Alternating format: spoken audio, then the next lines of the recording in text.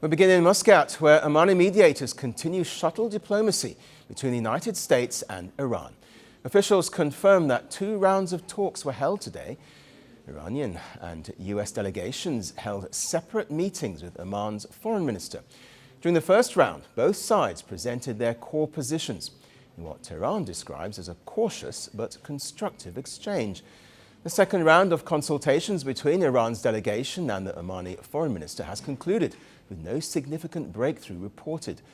Ahead of the talks, the Iranian delegation warned that any presence of U.S. military officials, including commanders from U.S. Central Command, could jeopardize the negotiations. The warning came after reports that the head of U.S. Central Command was expected to join the American delegation. Meanwhile, the U.S. earlier urged its citizens to leave Iran immediately, as tensions with Tehran reached a critical point ahead of the high-stakes talks. For its part, Iran says it's holding firm, but still open to diplomacy. Well, just hours before the talks, the Islamic Revolutionary Guard Corps released video footage of a test launch of its Khorram Shah 4 ballistic missile, saying the weapon was fired from an underground base, but with U.S. military hardware moving into position across West Asia. President Trump had issued a direct warning to Iran's top leadership. I would say he should be very worried, yeah, he should be. As you know, they're negotiating with us. They were thinking about starting a new site in a different part of the country. We found out about it. I said, you do that, we're going to do very bad things to you. Well, Iran also issued warnings of retaliation, saying any attack will be met with force, including strikes on American bases in the Middle East and on Israel. At the heart of the standoff is uranium enrichment. Tehran insists its nuclear program is purely for civilian energy. However, Washington, along with Western allies and Israel, believes Iran is seeking the capability to build a nuclear weapon. Diplomacy moving forward. The president has obviously been quite clear in his demands of the Iranian regime. Zero nuclear capability is something he's been very explicit about, and he wants to see if a deal can be struck. And while these negotiations are taking place, I would remind the Iranian regime that the president has many options at his disposal, aside from diplomacy, as the commander-in-chief of the most powerful military in the history of the world.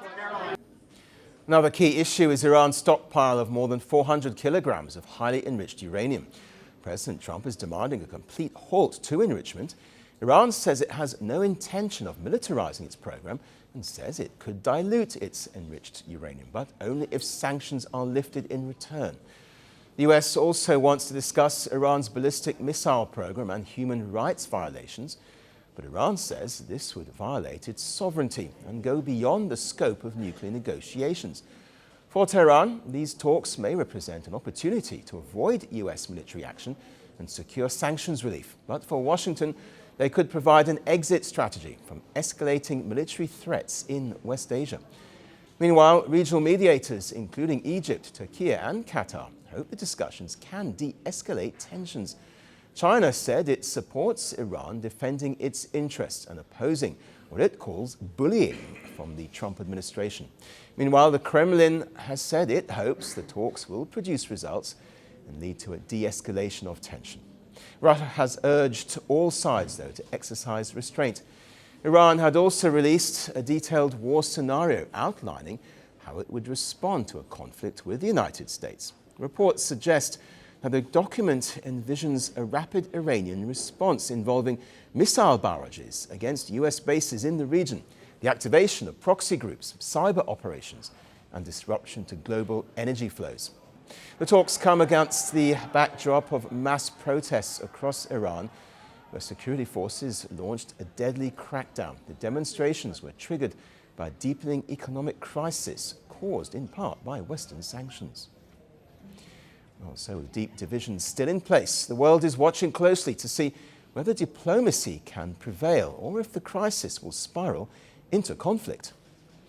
Well, for more on this, we're joined by Simon Mabon, who's a professor of international politics, joining us live now from Lancaster in the United Kingdom. Welcome to the program. How do you gauge the situation at the moment with these talks? Could there be a breakthrough? Of course, there could be a breakthrough. These are talks aimed at creating a diplomatic resolution to this latest crisis between the Americans and the Iranians. They are, of course, very challenging talks. There are a whole host of different hurdles that need to be overcome, not least what the talks are actually about, what the parameters of those talks are. So there's a series of challenges. But diplomacy, in my view, is designed to try and avoid conflict. And so in that respect, there is the capacity to avoid the conflict, to get a breakthrough, as long as the talks are continuing. And while they've ended for now, they have not been completely halted. I would imagine there will be another round of talks in the coming days or weeks. Right. I mean, you mentioned challenges there. I mean, if there isn't a breakthrough, how devastating could any conflict be for the region and indeed beyond? It depends what the sort of conflict might look like. Are we talking about a strategic strike? Are we talking about targeted strikes on either the Iranian leadership or on its suspected nuclear program? It just depends on the scale, I guess. Now, the problem is that the stakes have been ratcheted up so high. The pressure is growing on Iran and indeed from Iran. We know that the USS Abraham Lincoln is in the region. We know that the US forces have been put on higher alert, that there are other pieces that have been moved around on the chessboard to try and increase pressure on Iran. And Iran, in turn, has tried to ratchet up the stakes as well. So there's a lot of posturing going on. But all of this is part of a much larger diplomatic game aimed at trying to get the best deal possible for all sides. So to what extent, then, do both sides actually have strong reasons not to go to war? Well, I would argue that if the US actually wanted to go to war with Iran, or indeed wanted to strike Iran, it would have done so a couple of weeks ago when it ordered its embassy staff out of Gulf embassies on the Arabian side of the Gulf, of course, when it also spoke to allies and suggested that airspace should be closed. So there was a window in which that sort of strike could have happened, I think, if indeed the US did want to strike. But I think on the flip side, the US is engaging in diplomacy now. It seems to be acting in good faith, at least for now.